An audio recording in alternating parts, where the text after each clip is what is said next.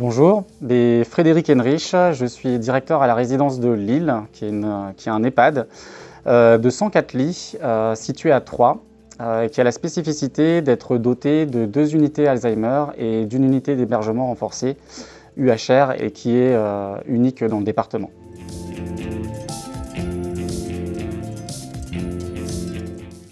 Alors en tant qu'employeur, je dirais que je leur accorde une place vraiment de première importance.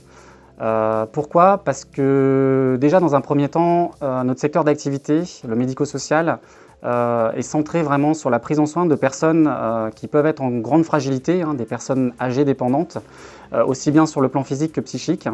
Et donc la personne en situation de handicap, de par son expérience passée, de par sa sensibilité, son empathie qu'elle peut également dégager, va apporter beaucoup dans l'accompagnement et la prise en charge des personnes âgées qui, comme vous le savez très bien, ont besoin qu'on leur accorde des instants, besoin qu'on leur accorde du temps qui nous est tous compté au sein de l'établissement et effectivement cette touche aussi bien sur les plans de la communication avec la personne que sur les tâches qu'elles peuvent effectuer pour aider notre personnel nous intéresse vraiment beaucoup et peut apporter beaucoup à l'entreprise.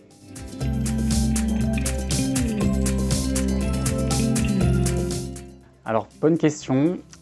Les qualités humaines généralement observées par les personnes en situation de handicap dans le cadre des mises à disposition sont vraiment très appréciées dans notre domaine d'activité.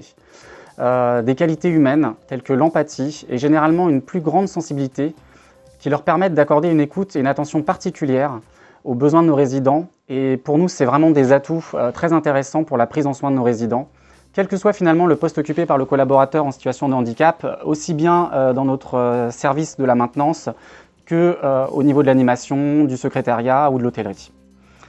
Donc cette collaboration, si je peux dire, elle est bénéfique dans les deux sens. Car en contrepartie, le salarié en situation de handicap, lui, est intégré au sein d'équipes qui sont bienveillantes, dans un climat qui est positif et serein. C'est un climat, comme je vous l'ai dit précédemment, auquel on veille à ce qu'il soit maintenu au sein de notre établissement.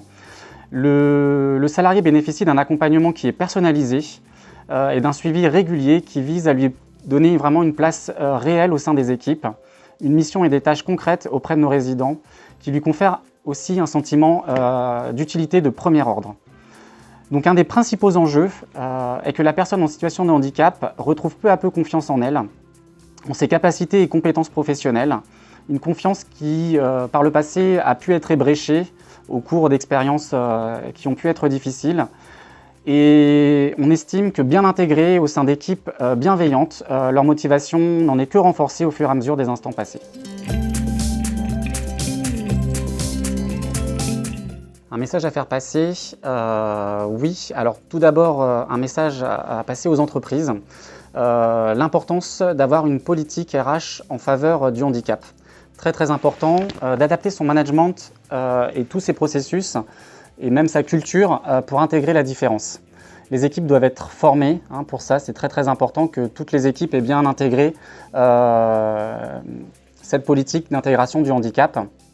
Et notamment au moment de l'entretien, le recruteur doit être sensibilisé et doit savoir aborder toutes les conséquences du handicap avec le candidat pour mesurer si elles sont compatibles ou non avec les contraintes du poste. Et au-delà du recrutement, l'employeur doit aussi s'assurer de la bonne intégration, ça c'est vraiment très important, du nouveau collaborateur en situation de handicap. Cela passe bien évidemment par des aménagements du poste, cela passe également par un suivi régulier et une sensibilisation de l'ensemble des collaborateurs de l'entreprise. Un message également à passer à tous les candidats, à toutes les personnes en situation de handicap qui cherchent à retrouver une autonomie sur un poste de travail, de rester telles qu'elles sont, de rester vraiment elles-mêmes et de ne pas hésiter à nous faire part de toutes leurs difficultés, aussi bien lors des suivis réguliers que l'on peut avoir avec elles qu'à tout instant. Vraiment nous faire part de leurs difficultés, de leurs remarques aussi, de leurs observations, pour qu'on puisse nous réajuster au fur et à mesure l'intégration de la personne.